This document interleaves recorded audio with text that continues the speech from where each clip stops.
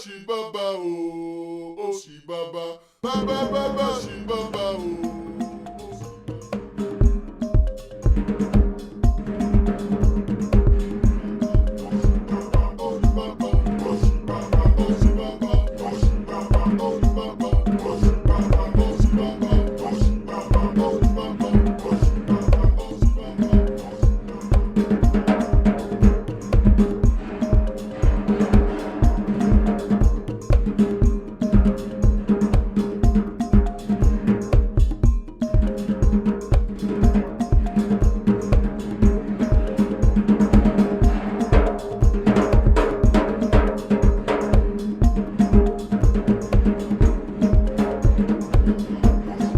Welcome to Soil to Soul 360. I'm Clifton Joseph, and we're coming from a different book list community center in Toronto. This show is brought to you by a different book list in conjunction with the African FoodBasket. And tonight I have all the way from Zimbabwe, Tinashe Kanengoni, food systems developer, researcher, farmer, community developer, and has worked with a whole number of organizations across Toronto and Canada in the food security movement. Welcome. Thank you, Clifton. Let's start at the beginning. I'm pretty cool.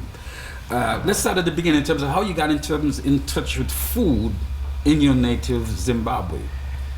I guess if I'm to think about food from my living experience, I would say probably since I was 7, everyone had to work the field. So the first task I ever had was probably to lead the cattle as someone's tilling the land. This was the simplest job I got, which was my role. And as time went by, I had the chance to move the cows and somebody else is leading. And as I got older, I got to hold it and then till the land and then rake it. And generally what used to happen is the males would basically be doing the tilling and the females would be dropping the seeds and then would come back and then rake it all over. So really the food system was part of our family lifestyle. We went to school for 3 months and then had holidays. And the first holiday, which was around December, would be the planting holiday. Then went back to school, and then the next holiday would be they call it cultivation. So really removing all the weeds and allowing and fertilizing. So it's really allowing the crop to boost up. Then we'll go back to school, and then when we would return, would help with the harvest. So really we're part of the food system in terms of first human resource, and the other, it's also how you're part of learning how to do everything. At home, if we had a backyard garden, then watering was mine, really, to do it. So really working with food was something that you had to do. And then when you think about the educational system, I think we started gardening probably from grade 4, where you do a bean project, to a point where I went to secondary school, where basically we're farming beans, keeping chickens. Some of the schools basically fed themselves. You had land, some of the missionary schools. So we went to boarding schools that also fed themselves from the land. They farmed land, the students worked on the land, and that was part of feeding into the school system. So you always had a sense then of actually being involved in the production of your own food? At the time, it was an imposition, to be honest. Why? Because there was no big supermarket next door? It had to do with, once you start having that idea that you're going to be educated, you're going to become something, then the idea of becoming a farmer or working with the land is an inconvenience that you can buy away in the future. And you left Zimbabwe, you went to the United Kingdom? Yeah, I left Zimbabwe and moved to Wales, where I went to study accounting. I went to do accounting in Wales. That's a big shift. I guess I started off actually as a banker. I worked for Standard Chartered Bank in Zimbabwe, and at that process I felt education would take me a little bit further, and then I decided to go and do a chartered certified program in the UK, where I studied for 3 years. And at the time it was working well, but at the same time, I'd gone there thinking I was going to go back to Zimbabwe. I'd left. Zimbabwe was not the same by the time I was deciding it was coming to the end of the period. And then I also then participated in projects and activities that related to mental health that I eventually ended up practicing as a mental health nurse, training in it. Really, it starts off on, am I going back to Zimbabwe, or what is the next option I'm going to do? Canada. That was even before Canada was an option. Yeah. I think Canada is an option that came after, which then really led me to that. So after doing the accounting, and really it was a different immigration process, and nursing would be the next thing that would allow me to stay in the UK. I was gonna get a bursary, a scholarship to do it, and get paid to do it. It was just, I'm gonna have to do this. And that's how I got into mental health nursing. Did mental health nursing, spent a lot of time in hospitals, ate hospital food. That's when I started making the connection about food, healing, and mental health, making connections more for me, because I was really focused on mental health then, the connection between food and mental health. Realizing the kind of impact that this was gonna have, because I could say that was the most enlightening and traumatizing experience. I spent an average of 12 to 15 hours in acute mental health hospitals. So I have different insights of what that experience was. I've actually walked someone down an ECT kind of line and then walked them back. I could sit with people and say, I actually think ECT is better than some of the medication that came after, because when I'd seen the difference between the two, and then I would then watch on TV the difference of, like, when people think about medicine as something that's so revolutionary, and ECT, you know, is just shocking people. But when you see the therapeutic outcome between a person, you're like, y'all go fry the guy again.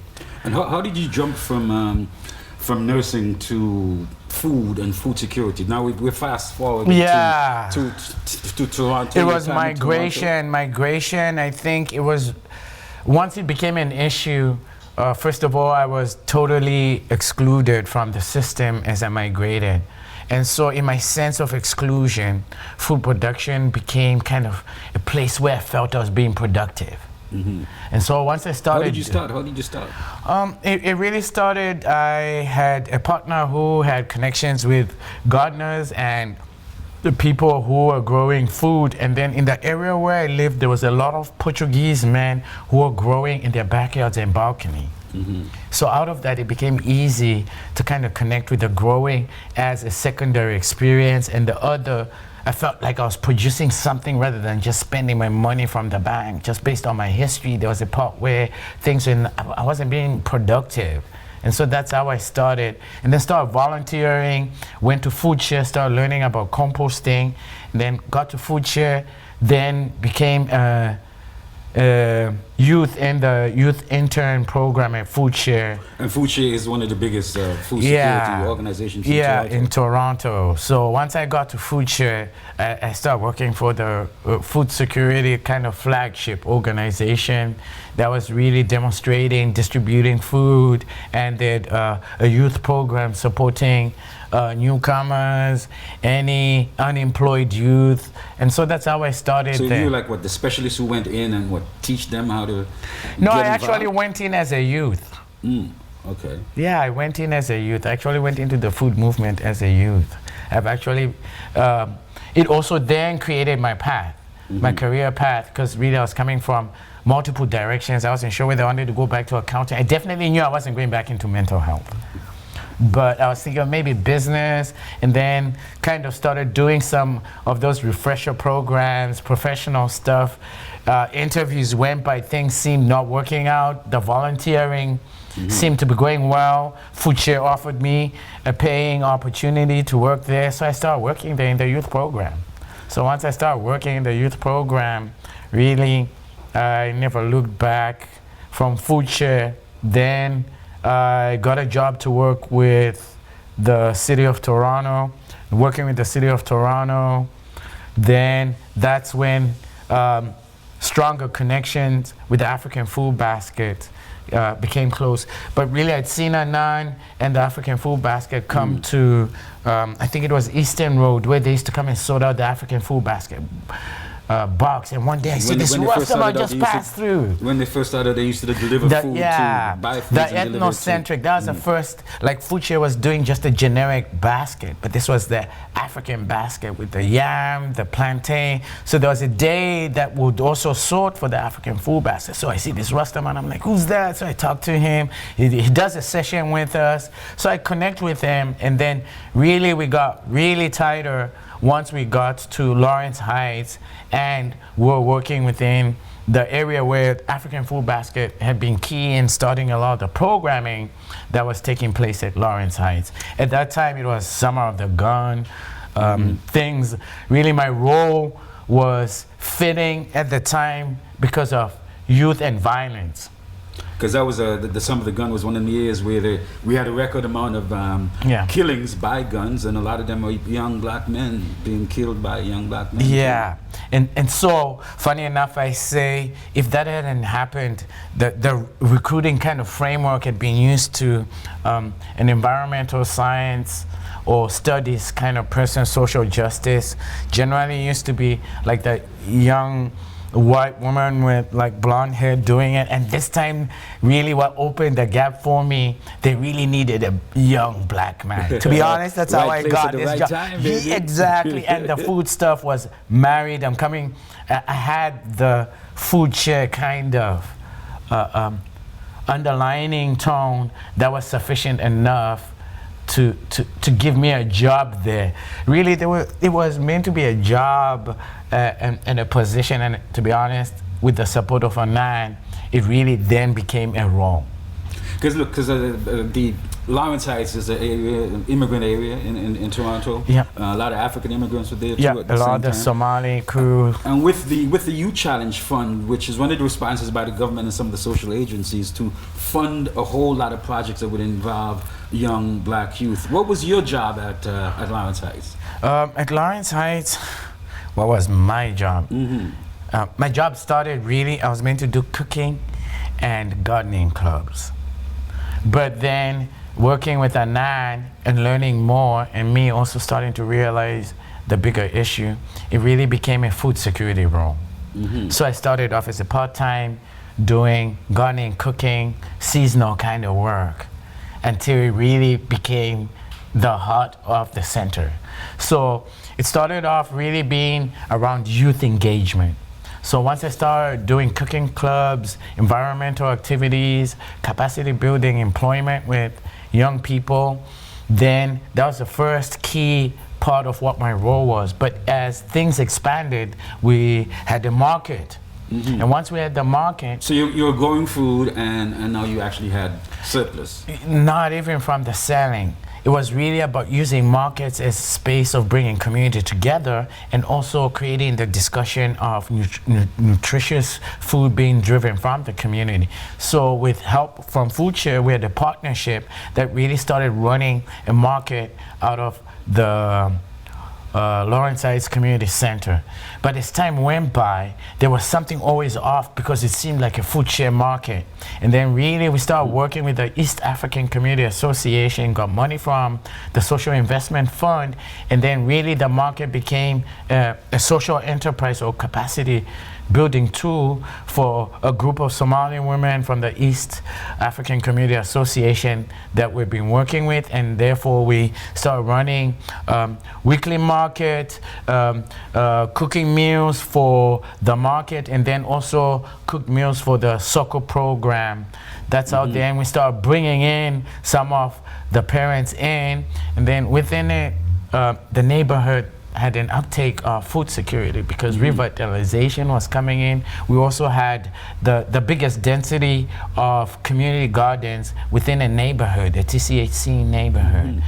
Explain the whole concept of food security and how it was manifested at Lawrence Heights with all the work you were doing there. I guess from a theoretical point, I think I've got so far away from the definition, but I know food security really has to do with this issue of, does a person have agency around food? Does a person have affordable food around? Does the person have access to food? It's really centered on meeting this human right to having food. So what are the barriers to getting their food? Is, do they have agency? Can they grow it on their own?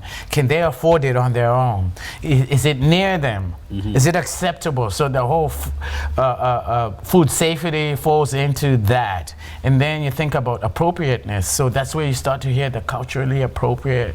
Is it culturally appropriate? Food that So people those eat. are kind of the spheres that when we say what is food security, it's different aspects of it. You could be food secure and you can afford it, but you can't buy it. They won't let you in the store.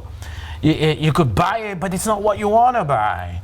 It could be what you want to buy, but it's not safe.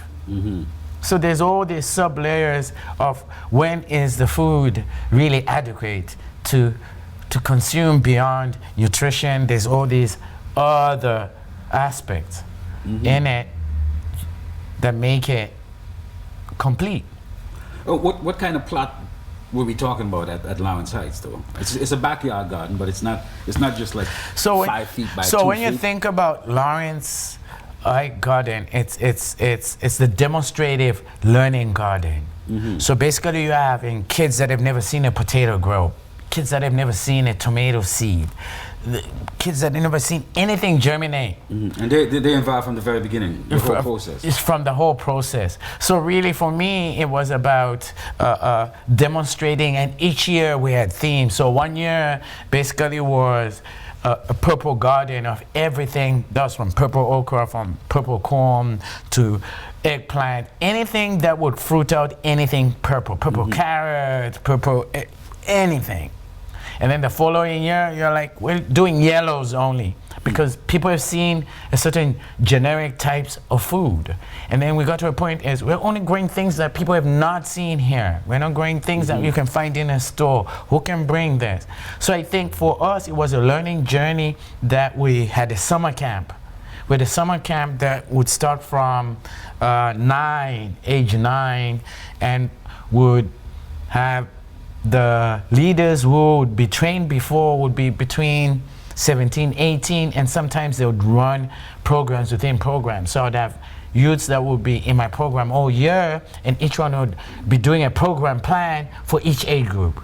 So one would do kinder camp, I would work with them, and someone would do like the middle group, someone would do 4th grade, someone would do the youth, and then basically in that learning, it was all shit. And then I would have this crew that then would take to the Afri-Can FoodBasket where they would work, be employed, and then work at the farms or be helping to build gardens in other communities once they're out. So one of their days would be supporting a camp, and then one of their days would either be working at farm with Solomon, and then there's one of the days that they would go to Rexdale and then work, and then there was really this cross neighborhood work between Jamestown, Jane and Finch, and Lawrence through How was that? How was that? Because I know that the part of the problem with the year the gun was that you had different communities that were beefing. You know, you say St. Jamestown, you say Lawrence Heights, you say Jane and Finch, right? And you were dealing with all 3 of those areas, youth from all of those areas. So a couple of things with that.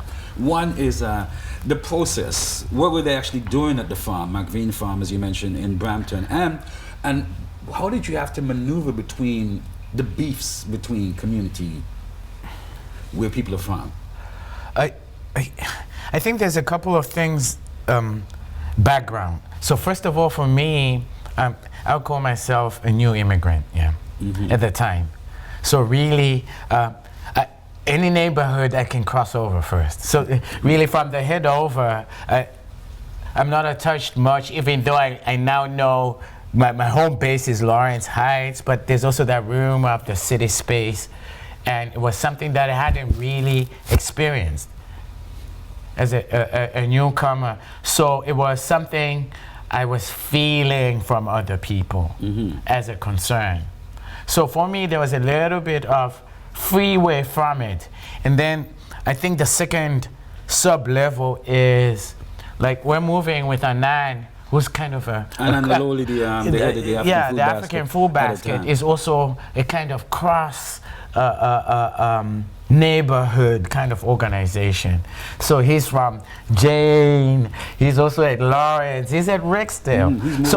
So he's also the safety cushion within what we're moving, but we're not going out saying testers. So that's the first thing, is first acknowledging what risk we're bringing, association with this neighborhood, but at the same time being aware that there's respectable people that were part of the program.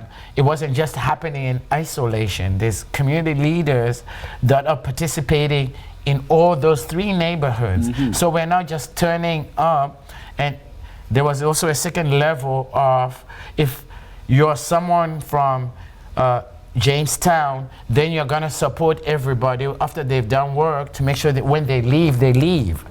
So it's not like would have someone from Rexdale who would be left at Jane and Finch without someone from the program. Was one of the things that was embedded in the program, to the point that they actually became friends, that they could hang out together and someone can vouch. That didn't happen right away, though. I mean, I'm trying to get an idea. How did the beef manifest where you're bringing combustible groups of people together, and dude, there was money at that time. We're paying these youth like $18 an hour. That was a long time ago. There was money. So the other thing is we had money. Let's start from there. There was money. Okay, so let me be clear. They're getting paid. They're getting paid. They're getting paid, and they're learning, and everyone's has got the freedom. There's parts where they work what we want them to work, and then there's parts where they've got resources to create what they want. So really it was like leadership. And we had trips, we went away, we went in places where everybody thought they all lived in the same neighborhood. We went to different farms, we'd go to Foodshare, we did so many things as a group that even when I see them now, sometimes I remember the group, not where they came from. True. You know? Unfortunately, that program ended abruptly, which meant that your funding was gone. How did the food bank, how did the FoodBasket weather that storm? You were being funded for 3-4 years in a row, and then pop goes the weasel. I guess for me, I say it didn't go. The money, Youth Challenge Fund just became Youth Opportunities. What they did is they shifted United Way from running this fund and then put it in the Trillium Foundation. So the money didn't go away. The money was always there, was who was moving the money now. And towards what? And then the shift in, I think, there was an explicit a grassroots focus that United Way had that turned into youth-led youth opportunities. So before it was, who are those grassroots organizations that have been embedded working with community youth for a long time, and let's work with those. And within the change of growth, I can understand where it comes from, even though ours was pushing the youth-led.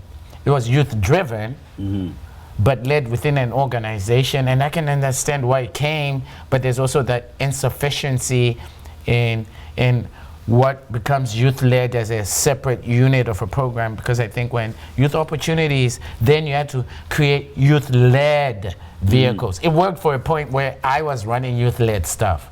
So I think for me, shifting, after I left the city, I then connected with Schools Without Borders, still connected with the same work with the Afri-Can FoodBasket, started working with safe spaces in Kenya and Botswana. Kind of just same around a partnership that started around HIV and supporting young women through food security in Botswana, Kenya, and South Africa. So that became a partnership with the City of Toronto, which was also a partnership with Nairobi and Cape Town. That's how and Afri-Can FoodBasket was a partnership from it. So that's how I then moved into that work. But as I moved through that work, I was moving into youth-led. And so moving from youth-led, I ended up being on the Schools Without Borders platform with Seed to Table. So how similar are those experiences, particularly the ones internationally and back then you're coming back to Toronto? When I'll just describe a statement a young person from Africa who had come here and seen what youths were getting in our programs. They couldn't even believe it. So for me, I think, and then seeing that on the other side, they were actually, so the youths, we were providing resources, we're not running enterprises. And the ones that had little resources and struggling were trying to create catering companies.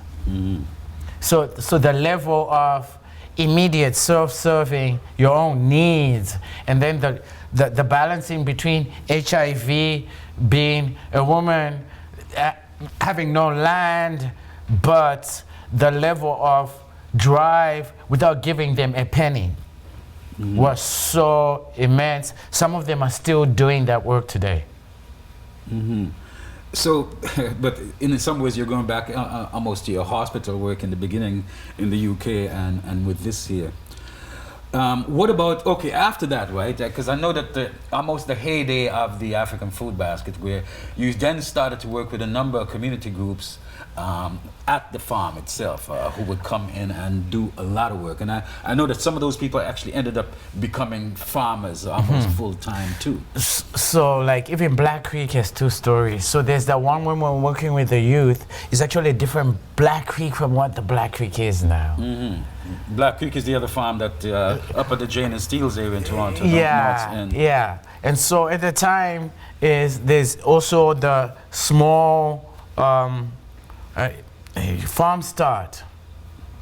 Really, this is another program now that is really separate from the youth, because really what McVean was about supporting people who wanted to be farmers through a program that was coming through Farm Start.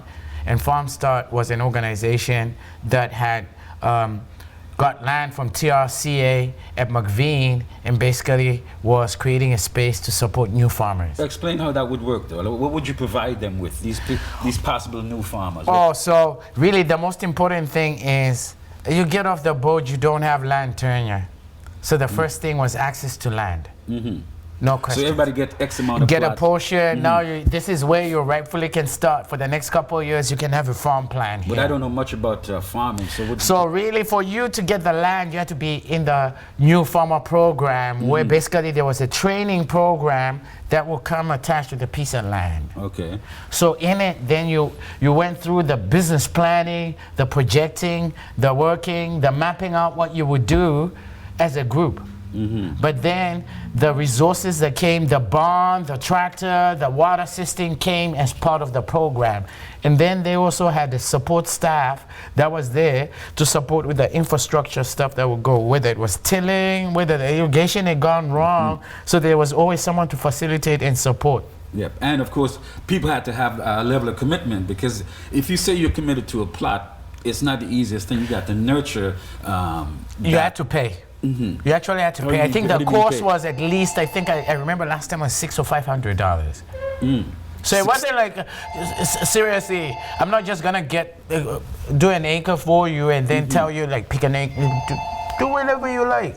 It's what are you committing to the table? The training was bringing experts. It required an investment in it. You got the free land already. So it was for you to work that land and to till that land. And also demonstrate. I think for me, a lot of it was also to demonstrate, because this was a new concept and people were being open to it. So the demonstration wasn't sufficient enough, because really no more money trickled that way. I remember being at the McVean farm in the Brampton area, and I was really impressed with a lot of the work and a lot of the African, the black community groups that were there. Yeah. And they were feeding themselves. They were getting plots of land, and they were planting, and they were getting food, tilling, harvesting, and giving to members in the cooperative, to their friends, their families, food banks. But then here's a question though.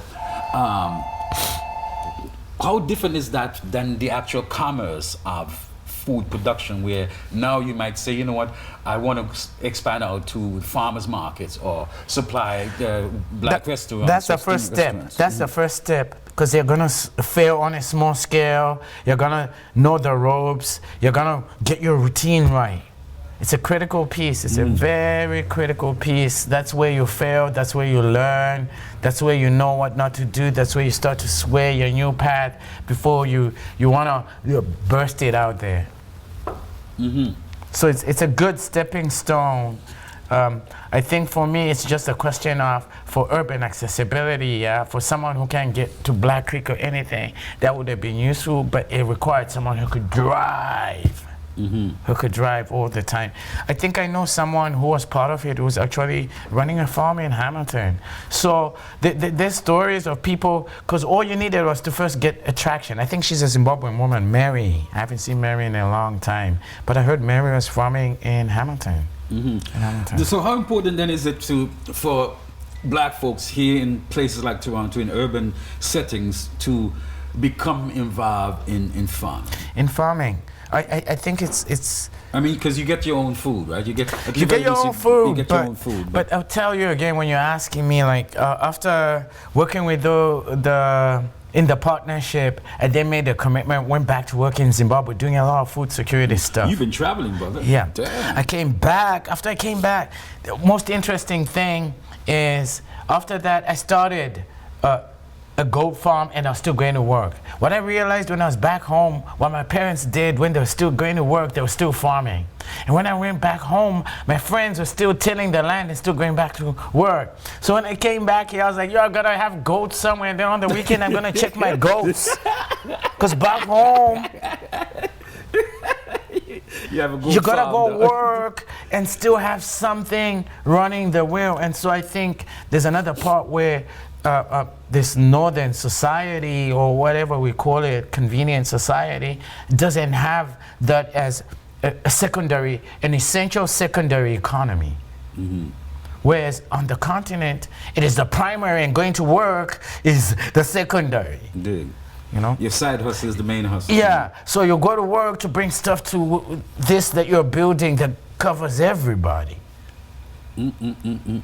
So how can these groupings be more successful? Because I know sometimes the participation level goes up, sometimes it goes down. What do people need to know to be able to sustain an interest in farming and urban farming? First, I have to sustain it like a TV show. What do you mean? Because the idea is it's an interest, and like, if someone has to be motivated, tickled to play with the importance of food in their life, I'll wait until when they realize it.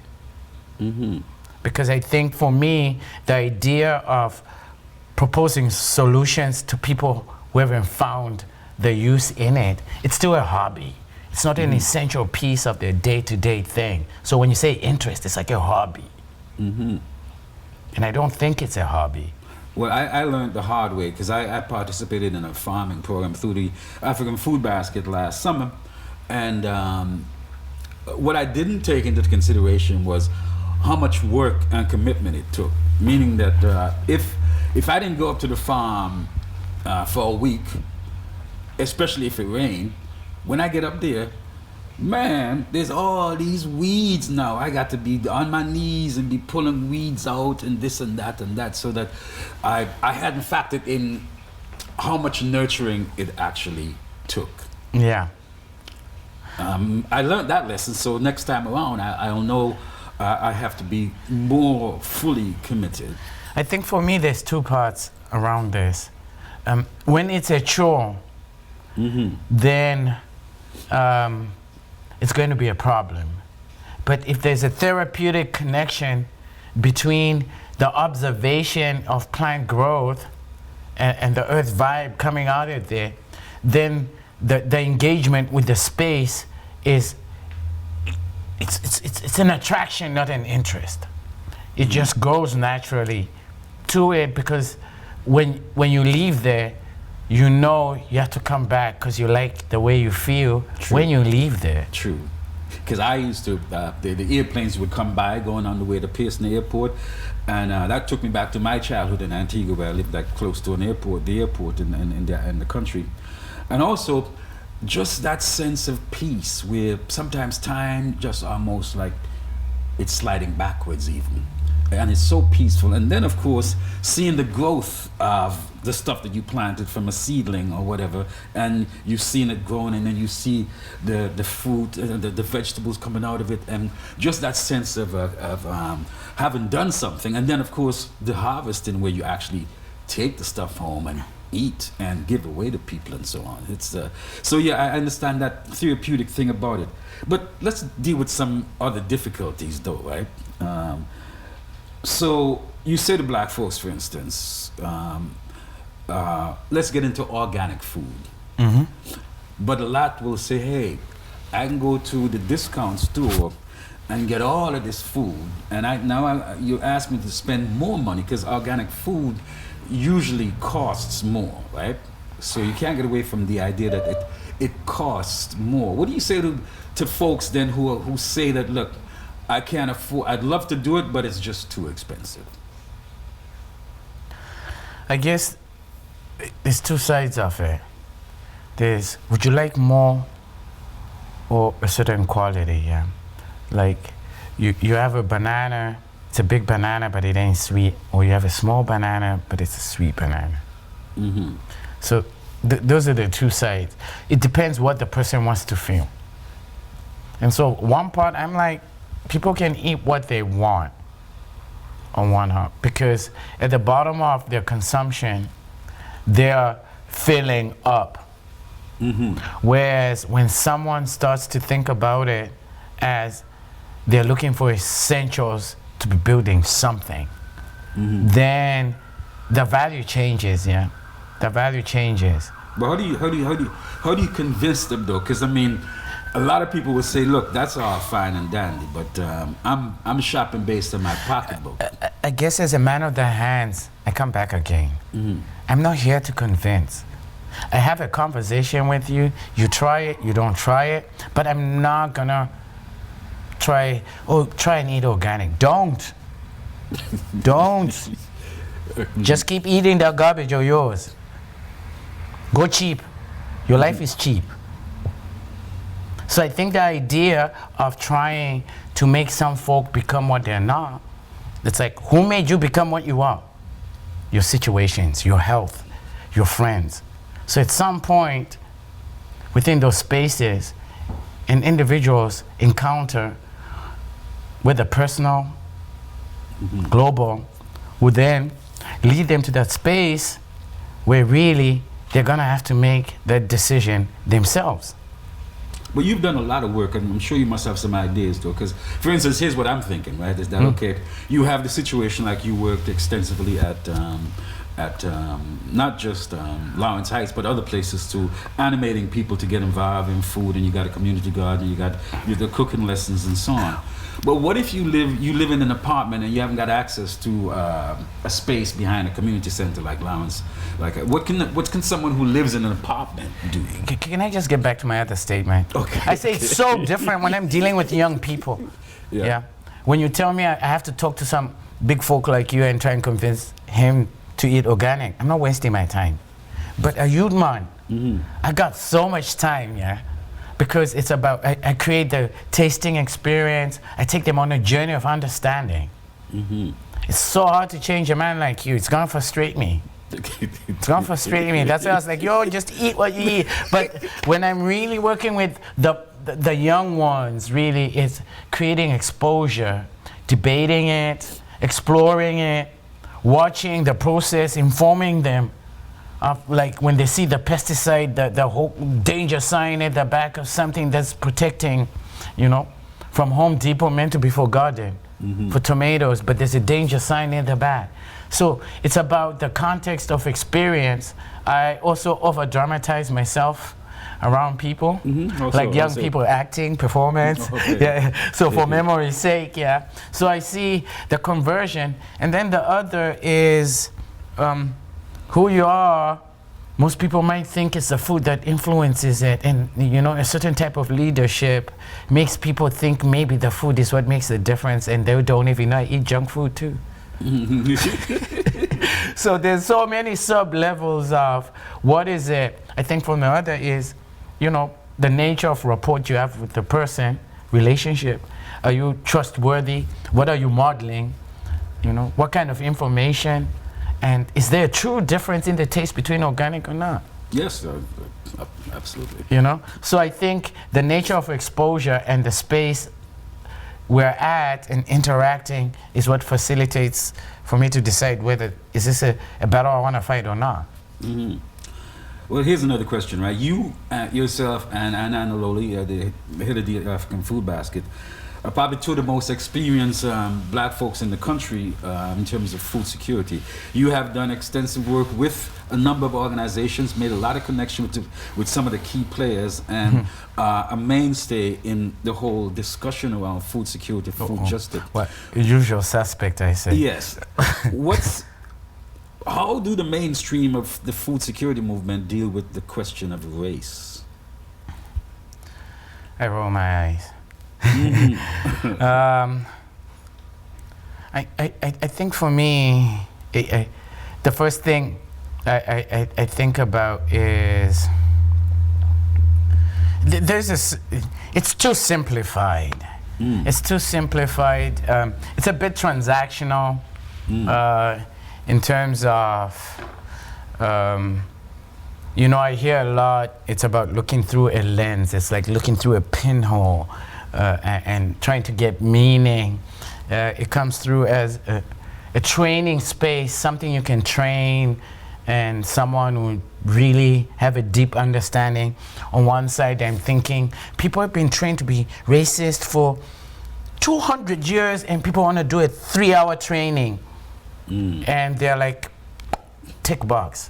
Yeah. And I'm cool now. So that's the biggest concern I have around just, are you really addressing it into the nitty-gritties of what's required to change, or people ain't sure what it is, and then within it, it seems there's two narratives that, you know, let's say a new immigrant experience or an old immigrant experience versus an indigenous experience. It's spaced as multiple spaces because of this different historical context, whether one may be of slavery, one of colonialism, and then the other one is of, like, now who's sitting at the throne? We owe someone from a reconciliation point. So all justice seems to be different, but justice is the one for everyone. So I think for me, it's the kind of subuniting it that makes it a little bit difficult to engage with, because I think being an indigenous Zimbabwean person, there's a marriage between what I think about as someone who has been displaced somewhere else, because it's the same narrative I think about what I want from my people back home, what I would want for First Nations, indigenous people here, but at the same time, everyone's living with someone, then therefore that same justice we want for everyone. Can we just start from, even if we start from the indigenous justice, and then just say that is now the justice? Boy, you can skate around, boy. I'm telling you, I'm following you skating around here. let me try to zoom in a bit, right? That a part of the idea of my understanding of food security is that access to fresh food, you know, and all of that. And that, of course, there are a lot of people who are in communities where there might not be access to supermarkets, farmers markets, etc. Right, and with a lot of immigrant communities, a lot of black folks communities, and so on. So that you would think that there'd be more focus on directly trying to involve more of the black community in the whole food security movement, but it's still largely white, isn't it? No. Oh, yeah. I guess in that terms, what I was thinking about is from a policy point. Okay. Yeah, than a people point. That there's three ideas that are being engaged from a food justice point. That the three L's, like, is it this one of like the culturally appropriate one, or the newcomer, like displacement, trying to figure out where they fit in, that have not been appropriate yet? You know, if you think about someone who has just moved in now versus someone who's saying, I want culturally appropriate shops around me can get their callaloo, it's a different kind of discourse. I want things that I just got here off the boat. Yeah, versus let's say some a white moneyed person who goes to places like Whole Foods or the Big Carrot here in Toronto. I'm saying I'll pick simply a Syrian person who basically is going to come here and probably have crops that most of us haven't been growing in their particularness. It could be an Arabic interest or an Islamic interest of that they can be covered halal, but there's a certain particularness that makes them unique that displaces that. So that newcomer has some issues too of being kind of the food justice in it, the human right on entry, than the human right when you're there, then versus the indigenous, which is of sovereignty. So when we're talking about this in the movement, they're not considered one. Which means you should explain a little further then the move from food security to food justice. So for me, really, when you think about food security, is really from a technical point. It's a household issue. And then you get to what's called community food security, which adds the element of the household plus the infrastructure. So what is the retail environment, the food retail environment? You have markets. How long do they have to travel? How much growing space? Do they have urban agriculture? Do they have gardens? You know, a lot of the other aspects of the food systems, are they part of it within their community? And then when you get to food justice, then really it's separating it from the neighborhood. It's what is the system doing that has an injustice on a particular audience? What are the inequitableness that's taking place because of the system? So it's not really individualized. So for instance, like if take the importation of most Caribbean foodstuffs, right, is actually controlled by non-Caribbean peoples. By non-Caribbean people, yeah. But when I'm thinking about food justice, the question in terms of when we're looking at it here is in the food injustice of taking it away. What's happening to who? It's not that they're running. What are the injustices that are happening because of their running? Is it the injustice that they're paying less people? Is it the injustice that they're spraying stuff and they don't tell us? So there's all these things that it's a system that hides it but has impact on the people they push it to. And so certain things end up happening. So why does fast food become an issue in food justice? It's because the system is targeting neighborhoods that another system decided won't bring a metro near, and they'll bring fast food. That's an injustice. So that's where the inequitableness of giving access to more fast food to a certain group of people through a system of thinking they don't have money to buy fresh, so let's just take Coke and fast food because that's what they eat. So it's really a systems thing, not an individual. And going back around to the beginning where your background in hospitals and health, mental health, the relationship between food, proper food, organic food, etc., and health. So it even leads us to that, to the point I decided that if I really wanted to bring this food and race together, food justice wasn't the best place.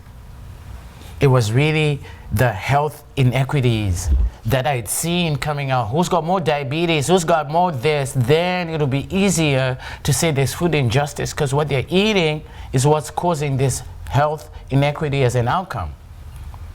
So that was a shift that, from trying to articulate what food justice is, brought me back to say I would rather come back, because food security is a social determinant of health.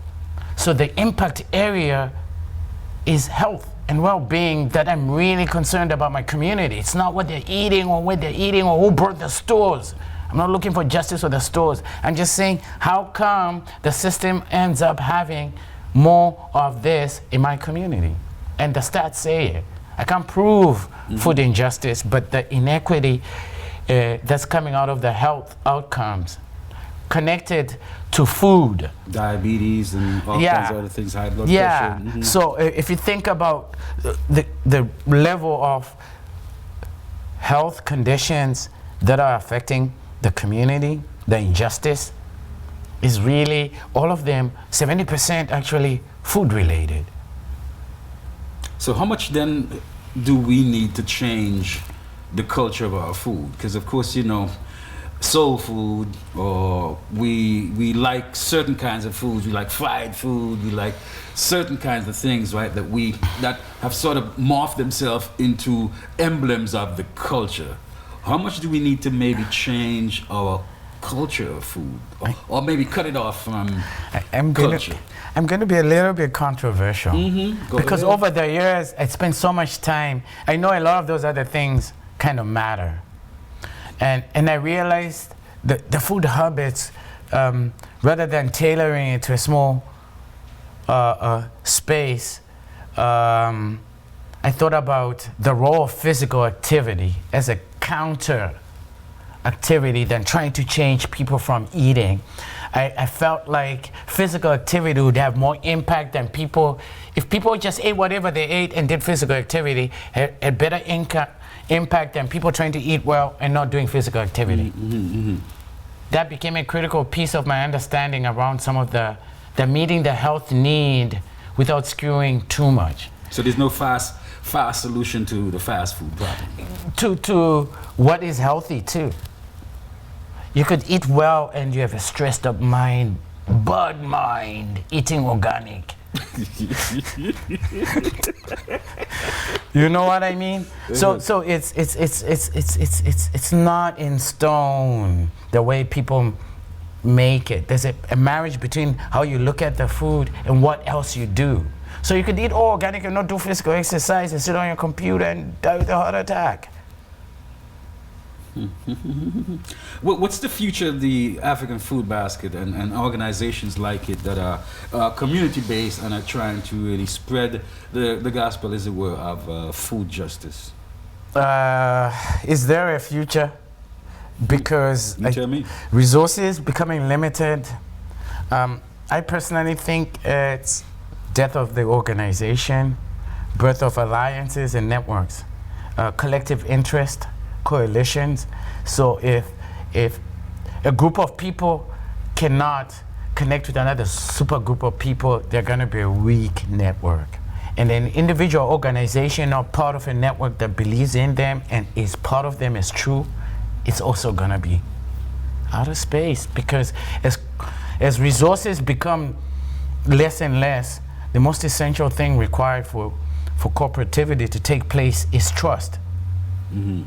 And trust doesn't exist when organizational needs are met, not the needs of the people. And I think where we've got so far, there's so much alienation between organization and people, and organizations are in the middle with government, and people are ready to talk to government. But how do you break that chain, though? I mean, because it seems to me that these days people people profess that they want to eat healthy, that they want to be organic, they want fresh food. They don't mind spending some time and helping to farm some of their own food. Sometime.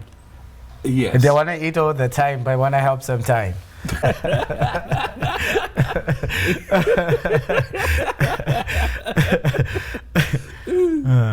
So callaloo is one of your major crops. Really. Explain why.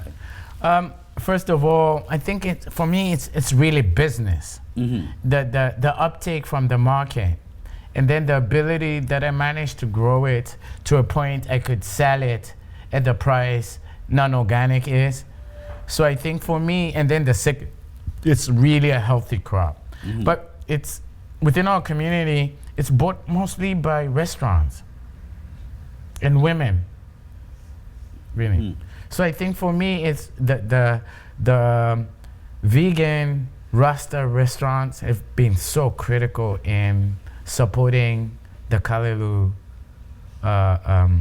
purchasing, and even drive for it, and even thinking about there is an opportunity. It's not really from the community as domestic consumers, but really through a lot of the Caribbean restaurants have been key in it.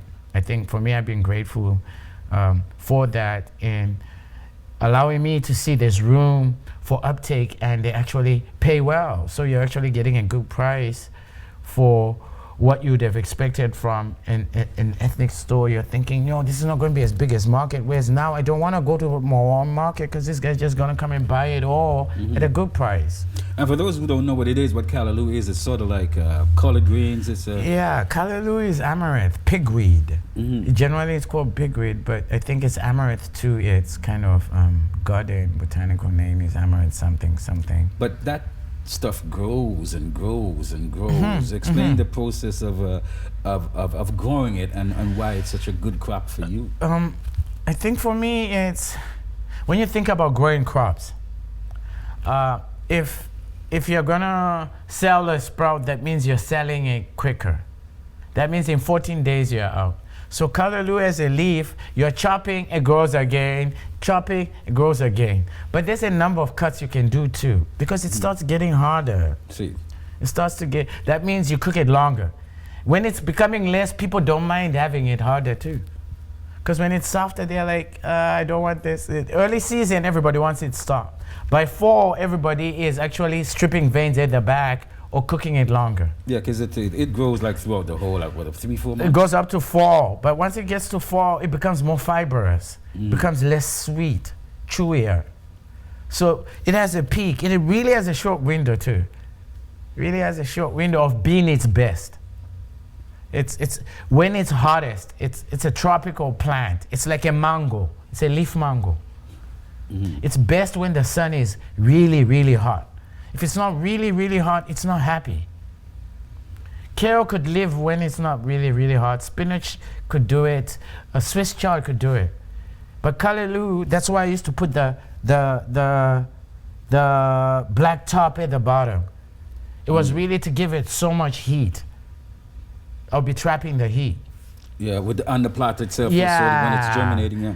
So that at the bottom, because it needed a root zone, high temperature of the Caribbean. So a natural summer day here might not be sufficient. May not be sufficient. Up the ante. Yeah. What are some of the other things that you actually harvest and sell? You mentioned Swiss chard. I did Swiss chard. I was doing edamame. It became interesting. Soya bean.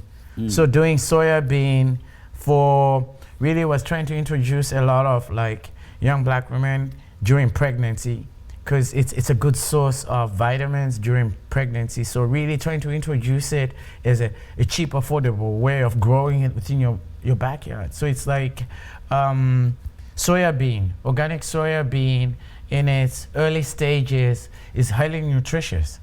So that was one of the things I was growing, to just introduce a cheap source that, a lot of the vegan population now also not doing a lot of meat and the folic acid too. It's a good source of folic acid. I did that. I did bambara bean I did bambara bean, which is like a round bean in the ground. And then a lot of different types of peppers. And herbs too. Herbs, so herbs, basil, thyme, rosemary, dill. We also did dill because we once did a canning project. We also did garlic, and then a wide range of onions and shallots. Pumpkins. Pumpkin. I never did a lot of pumpkin. Yeah. I think pumpkin really had to do with eggplants. Yes, did all the eggplants and the peppers, and the peppers. Well, controversially, you were saying you're going to get controversial, right? Is that okay?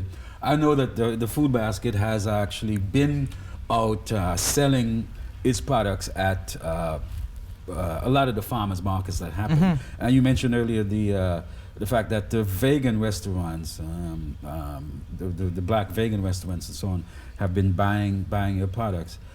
What about the overall restaurant situation and marketing to the black community, especially in the areas where they might not be as attuned to food security? What is the next move that would have to happen to make it wider? Because right now the concentration is with the 3 or 4 and to be honest, markets. It would only grow as a market.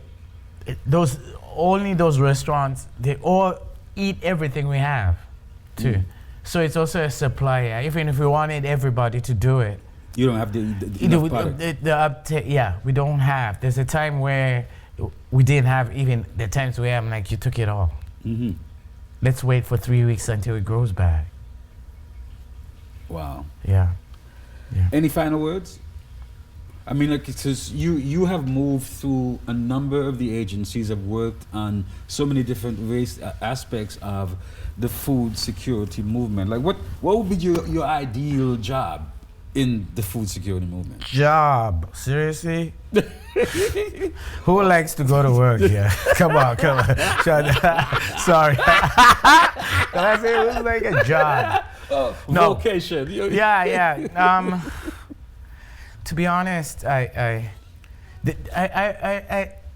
like right now on a personal interest, I'm into insects. Insects? Yeah, I'm into insects right now. As food? As the future of farming, energy, and soil fertility. Protein. Yeah. So it depends what cutting edge stuff. That's where I would be, and I wouldn't be working for anyone because the things I'm thinking are so way out there that no one's even ready to employ me. They'll think I'm up to something. So I think for me, I'm way past the idea of convincing people. I'm more on demonstrating my learning journey, because in trying to convince people, what I've realized is I've become something that's actually more pleasing for myself. But you love the farm. I've seen you at the farm. You have a hell of a time up there. And it's about me, no more about them. Whereas before, it's still, I think you can see in my voice of like, I'm not here to convince anybody, and anyone who doesn't want to stay behind. You've made that totally clear. Because of my experience with it, and also the level of demonstration of, I spent more time trying to get people to go on without being able to express my own vision of what I want it to be. It's more like what is good for us, not what I want to do. You know, when I was telling a lot of people over the summer that I was involved in a plot at the Afri-Can FoodBasket doing, trying my hand at urban farming, one of the biggest questions I always got was, y'all planting weed? Marijuana. Are you planting marijuana? We're at home. Yes. Yeah, this is my second plant. That's my second hobby. I've also been growing mushrooms. That's why I say, like marijuana, I've got my second cycle now, and exploring to see it grow without touching it. And I've seen the difference. It says, "Do not touch." That's what I just learned lately. It says, but it's not something that you would be, say, pushing for the Food Basket to get into, are you? Is it? It's a tricky business. Is a tricky business. Social people should, if someone wants to do it as a business, you do it as a business, not a business for people. Doing work for people is a dangerous thing. Do it for yourself and give them what you want. Well, hey, I'll leave it at that, bro. Thank you so much for hanging out with us. This has been Soil to Soul 360, coming from a different bookless cultural center in Toronto in conjunction with the African Food Basket. How can people get to you, Tinashe? Or do you want them? No. I know, people know I'm rude. It's okay, it's okay. I'm pretty nice guy, man. Come on. Yeah. You can check a different book list. They're all over yeah. social media. And of course, you can get the African Food Basket. They're also all over social media. Thank you so much. We'll see you next time.